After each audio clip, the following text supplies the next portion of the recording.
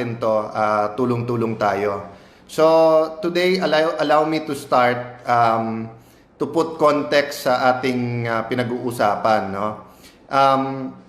Tandaan po natin na the start of the 18th Congress, more than 300 members of Congress, lahat ng distrito around the country, and lahat ng mga party list representatives, we promise you that we will give you a relevant, reliable, and responsive Congress. No? Yung po pangako namin sa inyo, relevant, reliable, at responsive.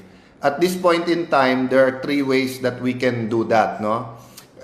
First is through legislation and oversight. Second is through taking care of our districts, donating, getting donations together, and helping in our own quiet way, o yung iba ina-announce, not for the sake of announcing it, pero para makatulong yung iba. But pangatlo din is to keeping you informed, not for the purpose of simply keeping you informed, but because we want you part of the process.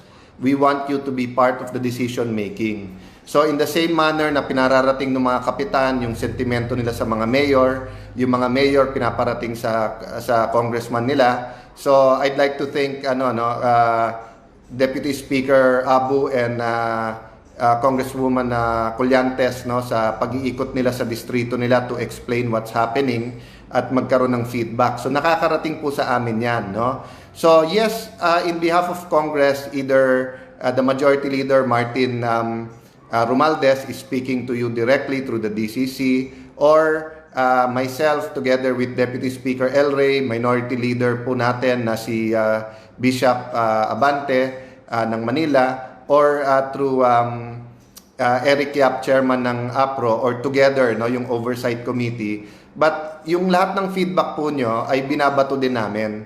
So let's continue this conversation because it's important that all of our people in government ay well informed sa mga nangyayari, especially on the ground, no? So Holy Week, nag-start po tayo ng Palm Sunday po yesterday. Ano po ba ang Palm Sunday? 'Di ba ito yung triumphant entry ng ating Panginoon Hesukristo sa loob ng Jerusalem, no? And he was on a donkey, and a donkey symbolizes peace. So rather than a military conqueror na nakakabayo o chariot entering, he entered as Lord and Savior on a donkey, and sinalubong siya ng husto ng mga tao, kaya po tayo may palaspas, no? Or we reenact and we go to church and remember that time na in-acknowledge po siya ng Jerusalem. But kung titignan nyo po, between the time ng Palm Sunday sa Last Supper, and then when Judas betrayed the Lord Jesus, and then pagdating po sa kanyang trial, hindi ba tinanong po, sinong papakawalan natin? Yung isa pong known murderer and thief o ang Panginoon? Ang pinili po nila pakawalan yung thief and murderer, no? So I wanted that as a spiritual reflection, but also as a example of human nature. Human nature po natin talaga na emotional at nag-iiba. So today bida, bukas kontrabida. Today mabango yung administrasyon, bukas mabango yung oposisyon, the next day mabango na naman administrasyon. Sa mga sports celebrities, sa mga artista, meron uso, meron na of course meron mga lifetime favorites, pero up and down yan no? So I wanted to reiterate that during this time that we are at war with COVID-19, there are only two sides. Side ni COVID-19 and sino makakakampi niyan? Kakampi niyan po yung mga nagsispread ng fake news, yung pong mga gusto mag-profit, yung profiteering, yung gina-jack up talaga ang presyo during this time. Kasama dyan yung mga nagko-cause ng panic intentionally, ha? I mean, some of us can cause a concern or panic unintentionally. Part yan na dapat i-address. But anything that helps COVID-19 or the new coronavirus defeat us, yan ang nasa side ng corona. And I would think that 100% of humans should be on the side of defeating COVID-19 or new coronavirus, no? So I want to give that context before we start answering mga questions ng media at saka ng mga netizens, 'di ba? Kasi minsan may partisanship pa rin, may politika.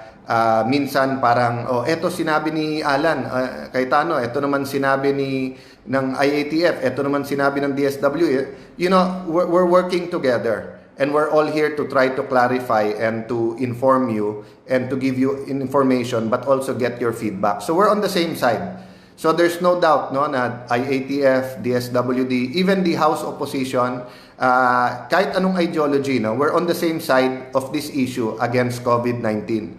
We might have different ideas, pero we're magkakampi tayo dito, we're on that side. So having said that, allow me to first talk about yung sinabi ko kanina, and then also yung questions, no? But remember a few days ago, binanggit ko po sa inyo na, you know, isang napakasama na nangyayari, and, you know, we say napakasama with understanding. There's a lot of fear, there's a lot of uncertainty, there's a lot of concern, there's a lot of love for your family members. Kaya nagkaka-discrimination sa ibang health workers at dun sa mga nag-positive na COVID-19. And I was saying that if we do it that way, lalong gugulo, di ba? I mean, yung mga medical professionals and health workers they can choose to stay at home, they can choose to use their savings, they can choose to just continue their practice afterwards. But they took an oath to do no harm and to, you know, save every life that they can. So they're going to work precisely so that may lumalaban sa disease na to at may nagte-take care sa atin, no? So we talked about that exhaustively and asked and said, no, na the scientists naman, the medical professionals know what they're doing. Yung basta't masunod lang yung protocol, wag lang pasaway. Halimbawa, ang isang positive, no? So if you live po in a community, lalo sa urban poor, yung proximity mo o yung lapit mo sa mga kapitbahay mo. So kung mag-positive, yung LGU magsasabi sa iyo kung lilipat ka na sa ospital. Kung hindi, magtulong-tulong tayo. So I wanna give two examples kasi this morning, Lani, my wife, Congresswoman Lani was telling me, meron isang malapit sa amin, so luuban kasi nila o yung community nila, may nag-positive. So ayaw daw tanggapin nung tindahan yung pera pag may pinapabili. So sabi ko nga kay Lani, let's keep explaining and then pahatiran na rin talaga ng pagkain at saka mga needs nila, no? So when meron tayong identified na nag-positive o kaya binabantayan at mas mabuting hindi makalabas, tayo na magkapwa-tao na tumulong na hindi nila kailangan lumabas. Kasi you go back again to why we're doing all of this. We're doing this to save lives, di ba? So kung yung tao naman isasyan natin, kung yung tao naman ay hindi makakain, kung yung tao ay diabetic or may hika, may high blood, tapos hindi natin bibigyan ng tamang gamot o medical attention, no, then we will not be saving lives, di ba? And nasaan ang humanity in all of that? So the second example is positive naman, no? I've been watching TV the last few days. I guess marami din po sa inyo na nasa bahay lang. At nung una, a few weeks ago, it's more of yung Italians dahil grabe din po at pagdasal din po nating Italy, lalo po mga Pilipino nandun sa nangyayari sa kanila, no? Makikita nyo po, pila talaga yung kabaong and talagang everyday, grabe po. At nag-viral nga po yung picture ng isang exhausted na nurse na talagang nakatulog na dun sa desk sa dami ng inasikaso at sa laki ng problema sa kanila, no? So, ang ginawa po nung ibang mga Italiano sa gabi, aside from kumanta, nagpalakpakan session. So, they're showing their appreciation, nagpalakpakan. So, in the same manner na nakita ko po yung mga gumagaling sa COVID, pagpalabas po ng ospital, may iyak-iyak po sa pinagdaanan. Pero ganun din po ang babaw ng luha ng mga health workers because they risk their life. Diba? They risk their lives in getting that person well. So actually, pinapalakpakan po nila yung gumaling because it's a victory against COVID. But actually po, pumapalakpak din po yung pasyenteng gumaling dahil kung iniwanan siya ng health workers po na ito, hindi siya gumaling. So let's stick together during these times, no? So I just wanted to start out with that message because nga, I sincerely believe pagsubok ito. The Lord God is watching us in His greatness, in His mercy of how we act in every situation. We will look back at this time not only as a time of significant change, we will look back at it as a time of physical, social distancing, pero we will also measure. So sa physical social distancing, mine-measure natin a meter or 2 meters away. Mine-measure natin yung droplets, gaano kalayo umaabot ito para makahawa. But we will also be measuring social cohesion or yung sinasabing love your neighbor as you love yourself. We will be measuring what did we do, how did we react. So again po, hindi ko minamasama yung concerns. Mahal mo pamilya mo, you want to protect them, and hindi po namin sinasabing hindi dapat disiplinahin or hindi dapat kumilos ang gobyerno sa pasaway. So halimbawa kung meron pong positive tapos ikot pa rin ng ikot, pumupunta pa rin po sa mga public places, siya pa rin ang nagro-grocery, siya po ang bibili dun sa ospital, mali po yon because makakahawa. And I think that's one reason po na nung binabantayan ko po yung sa US, may suggestion na po na pag lumabas mag-mask kasi pag asymptomatic, hindi mo po alam na meron kang COVID, baka makahawa kung yung droplets ay umabot sa iba, no? So, let me go to the questions.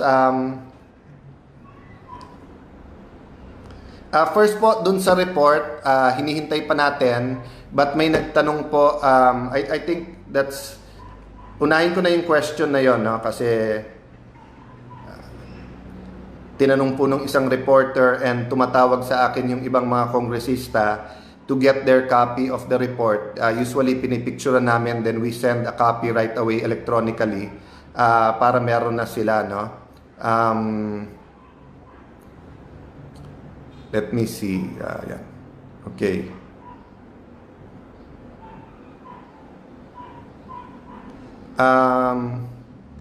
Progress report on Bayanihan to Heal as One. Report to Oversight Committee from Jenshen Espedido, Business World. Update on Malacanang's weekly report to Joint Congressional Oversight Committee, RE, Bayanihan to Heal as One. Jenshen, we're not being very technical and 24/7 naman po tayo. So kami na po mismo nagsabi sa palasyo, basta dumating naman ng 11:59 yung report,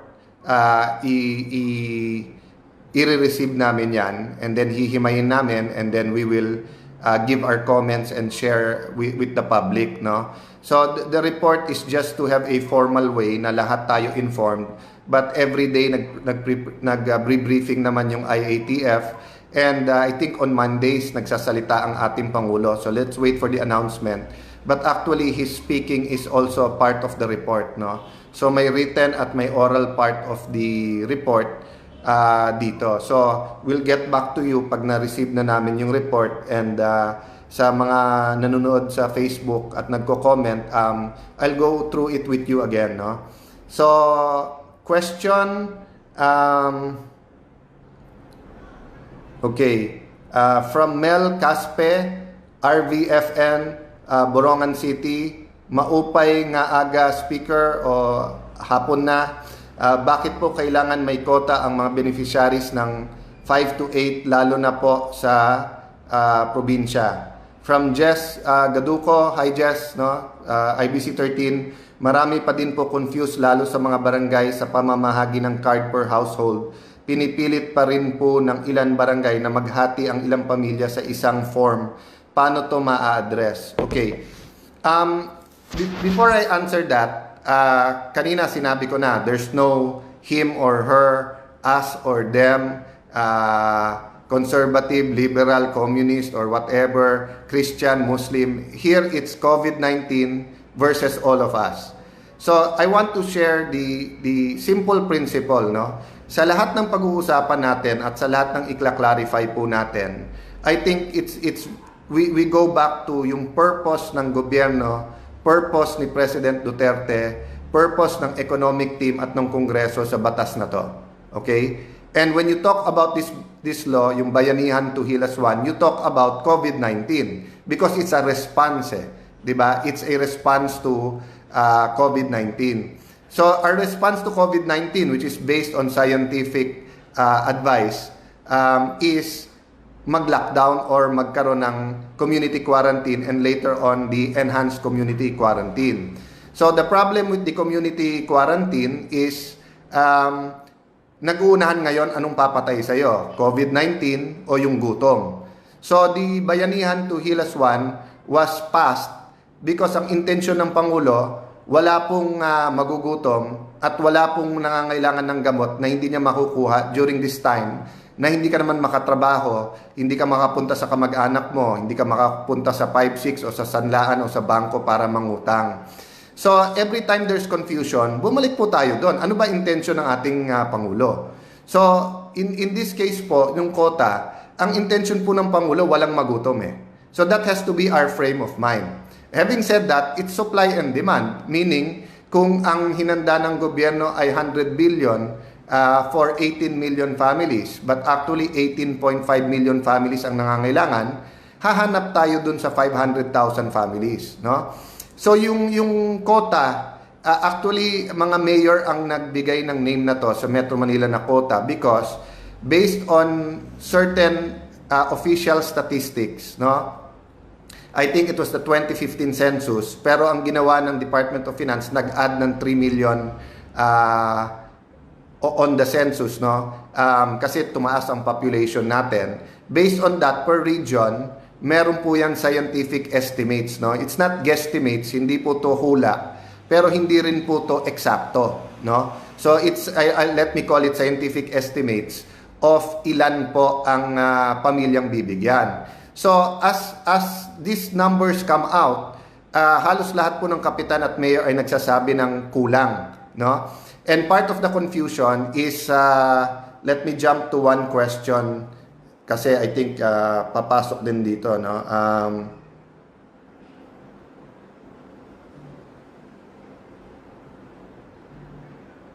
Sige, ulitin ko na lang yung questions, pero may nagtatanong kasi na parang sinabi daw ng gobyerno or sinabi ko lahat bibigyan. Let me clarify po that. From the start, we've been very, very clear that there are 24.6 million Filipino families. Okay? And then let me inject another thing we have to clarify, household. For the purpose of yung emergency subsidy program, yung 5 to 8,000 pesos, the government has been using household and families interchangeably. No, but let me go back to that. But anyway, so there's 24.6 million families or sometimes ginagamit ng gobyerno households, no? Ganon din sa 4Ps, there are 4.4 million families po ang mas technical na tama. Pero ginagamit din yung household, no? Okay. So based on that, yung 18 million are informal, part of our informal economy. Yung 6.6 million families are part of the formal economy. Iba po ang programa dyan. Doon po sa 6.6 million families po yun, ha? So that's more than 30 million Filipinos. Yan po, may mga programang existing dyan, like sa DOLE. For example po, yung natigil at hindi nagsusweldo ngayon, pero nagbabayad kayo sa SSS. Yung isa po, yung binabanggit ni Sexani Dominguez sa akin kahapon, that they're working on a big program, no, for micro, small, and medium enterprises. Hindi ko siya pangungunahan. I told you this 2 weeks ago na that yung part of the stimulus is both big business and micro, small, and medium enterprise. At tingin ko tama na unahin nila yung micro, small, and medium enterprise because more than 90% of employment nandyan. So tutulungan nila yan para yung mga employees nun, no? So dun sa iba nagtatanong na may trabaho at hindi kayo nakakasweldo ngayon, maaring dun kayo sa 6.6 million kasama. So ang sinabi po namin, kung qualified kayo sa 18 million, lahat kayo dapat meron. Now, there was some confusion po on the forms because nga po of the interpretation and the guidelines. So, I got a chance to speak to Sec Dominguez and Sec Rolly Bautista, Yusek Amy, and the Office of Senator Bongo kahapon. Nagkaroon kami ng mabilisan na pag-uusap sa telepono. And kung titignan mo kasi yung guidelines, yung SAC or yung Social Amelioration Card, ito ay ginagamit pang identify.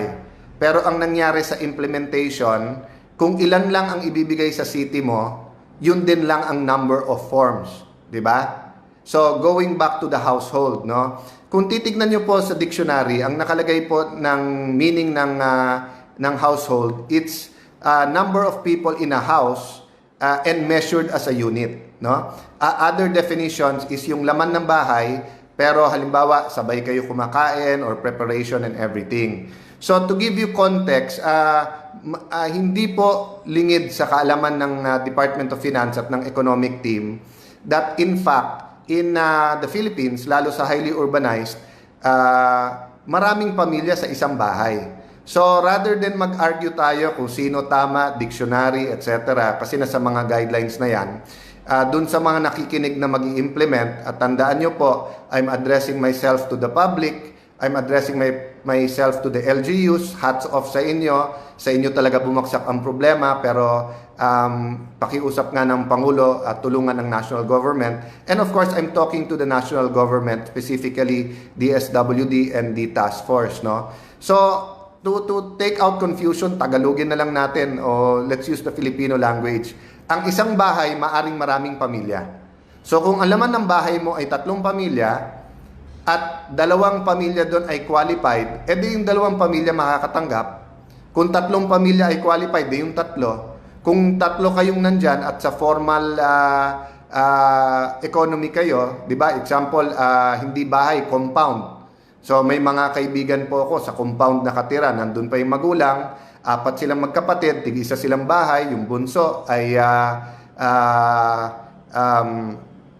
single, pero yung first, second at third na panganay ay meron ng pamilya, di ba? So actually, bibilangin mo ilan ang pamilya doon.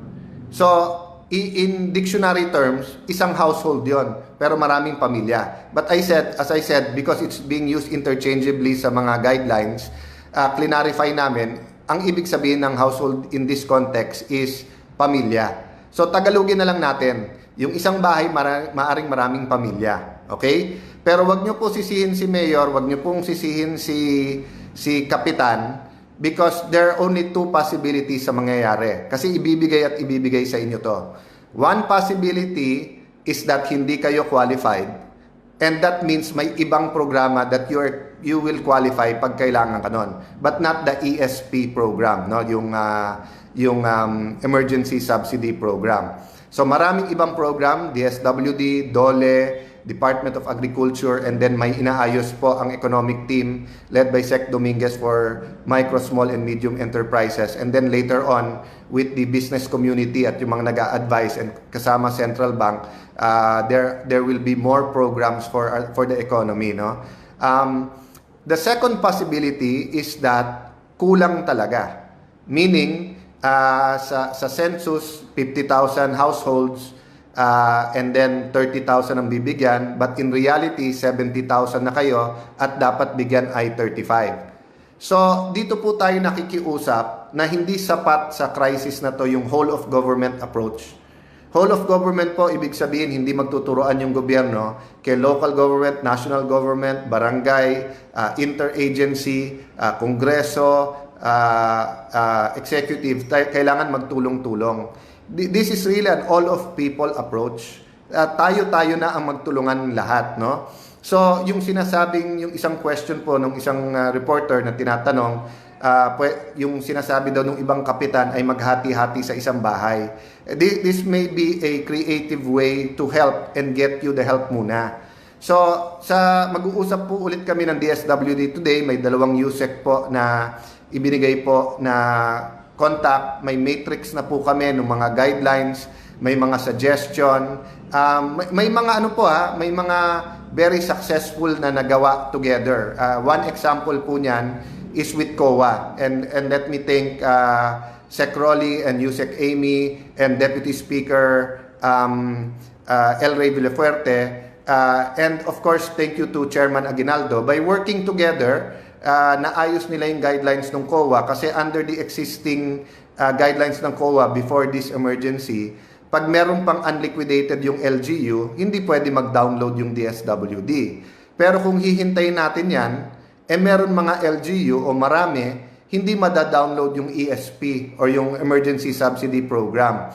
So by working together, walang camera to, walang press release, by working together, the people I mentioned were able to put this together. Si Majority Leader Romualdez, marami din kausap everyday, yung iba pong, yung ating pong economic cluster, si Joey Salceda, si Sharon Garin, si Congressman Kua ng Quirino, all of them are working. Si Chairman Yap with Deputy Speaker Pulong, si Deputy Speaker Loren Legarda, So hindi ko na ma-mention lahat, pero walang cameras, walang press release, nakikipagtulungan. Another thing that we got done with DSWD is sa mga LGU ngayon, nauna na yung download ng pera kahit inaayos nyo pa yung forms and identification.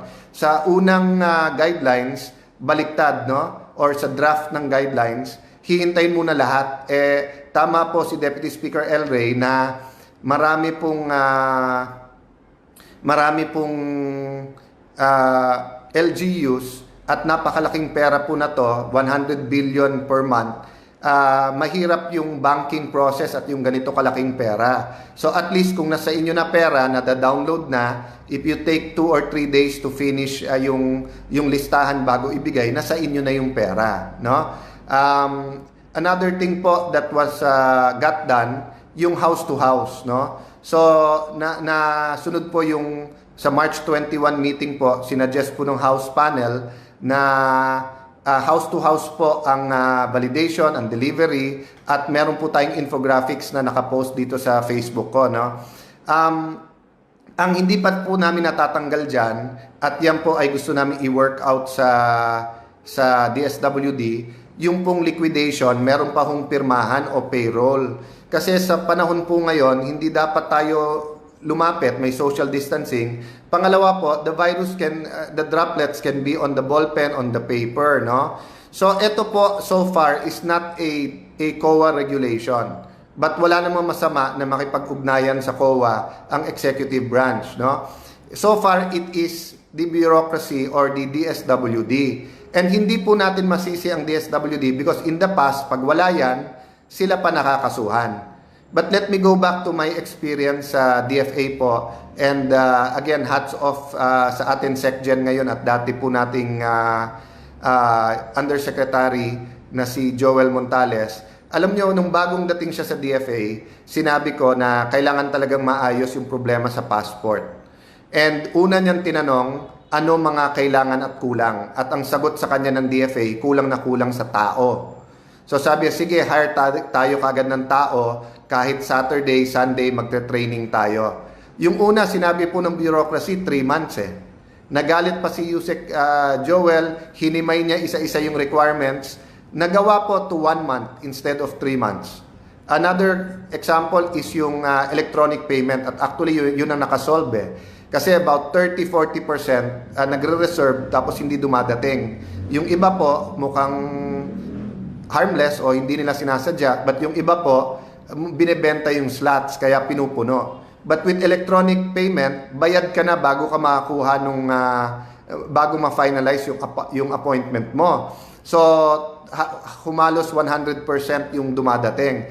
Alam nyo po yung electronic payment po na yan, 1 year na pala na sa DFA. Even before I came there, pending na. So that's what I'm saying po, that there are real reasons sometimes dun sa tinitira natin na red tape. But extraordinary po sitwasyon ngayon, kaya kailangan extraordinary ang solusyon natin.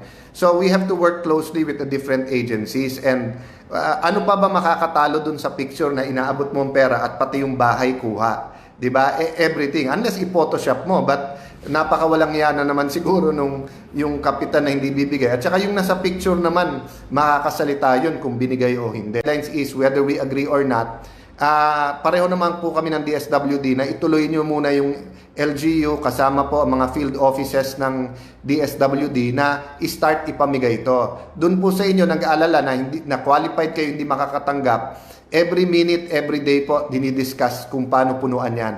So hindi naman po to one time na bigayan ngayon lang, today lang, at yung hindi makakatanggap wala nang apela o wala nang pag-asa. So magtulungan po tayo. Pero kung meron po kayong kilala na lubos na nangangailangan, no, gamot, dalhin sa ospital, pera, whatever, no, tulungan na natin, 'di ba? Hindi lang naman gobyerno ang source ng tulong. So yung pagtutulungan, doon ako babalik ulit. This is the whole of people approach. Lahat na tayo dito, no? So third question,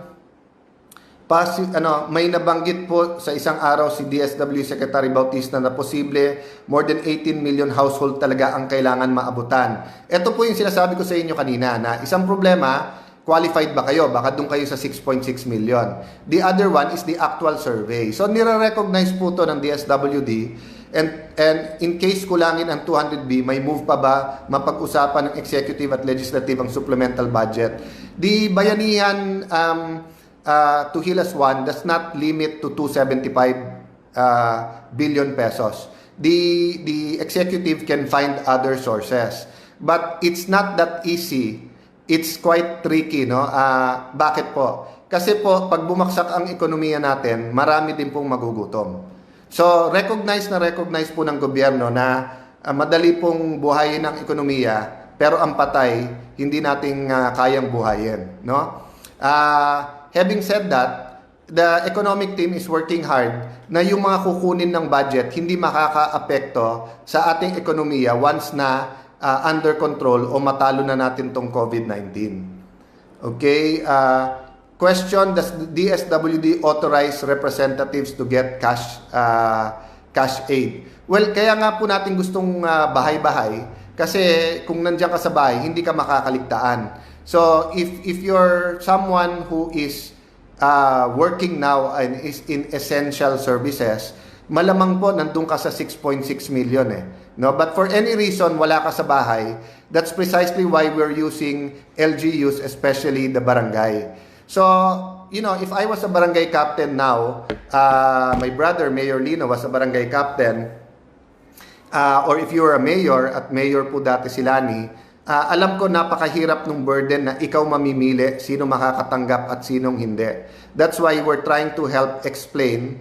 One, we're finding more funds. Number two, we're together with the executive, dinadagdagan natin yung programa. But number three, nakikiusap tayo na kung ano muna ang ibinigay, tuloy-tuloy natin ipamigay, di ba? So I've been talking to also other mayors na kaibigan ko, and kanya-kanyang gawa ng paraan eh. So ang task namin today is to work with DSWD to simplify in one memorandum circular all the guidelines to take out lahat ng unnecessary, no? So kung may ideas po kayo, ibigay nyo lang, no?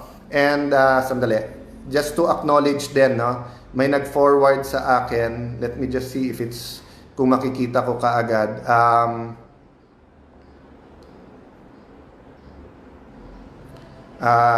Tanong ni Mr. Ermin Garcia na Sunday Punch sa Dagupan. For needed personnel to distribute social amelioration forms, can we deploy an armed police and army assisted by barangay personnel? Actually po, ang aming suggestion nga, yung ibahay-bahay yung forms at lahat bigyan, but with the explanation to them that i-evaluate pa yon at i-validate kung pasok sila sa ESP program, yung 5 to 8,000 or sa iba.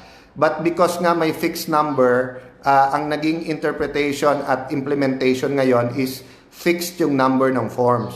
Wala dapat kakulangan ng personnel na mag-deliver because dapat nagtutulong-tulong ang field office ng DSWD, PNP, AFP, barangay, at saka yung LGU. But to answer your question, yes, this can be deployed.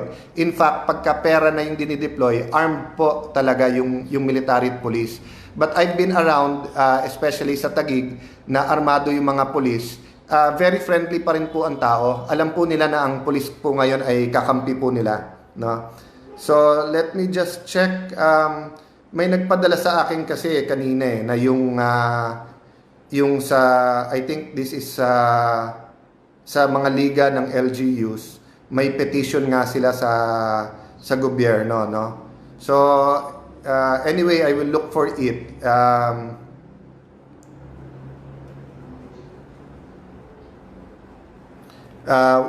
You know, yung lahat ng pinapaabot nyo, yung maging ulap yan, maging Governor's League, Mayor's League, Councilor's League, ipaabot nyo lang po, no? But isa po tayo ng adikain at ang gusto talaga ng Pangulo, lahat mabigyan. Pero tandaan po natin, yung gusto niya at yung mekanismo at yung pera are two different things. That's why ang ginawa ng Pangulo, binigay lahat ng power sa kabinete, except yung 2 powers na sinabi niya regarding businesses, and hanap ng pera at hanap tayo ng mekanismo. If you are thinking na aside from tinitingnan nyo yung delay or you want to criticize, although that's welcome, panoorin nyo rin po yung international news, no? All over the world po nahihirapan, even in very developed countries, kasi yung magnitude, yung laki po ng problema, no? So kung yun nga po sa Yolanda, which was one of the biggest tragedies sa ating bansa or for the decade or sa century, hirap na hirap tayo mag-respond when it was mostly in the Visayas area na tinamaan at hindi pa nga buong Visayas.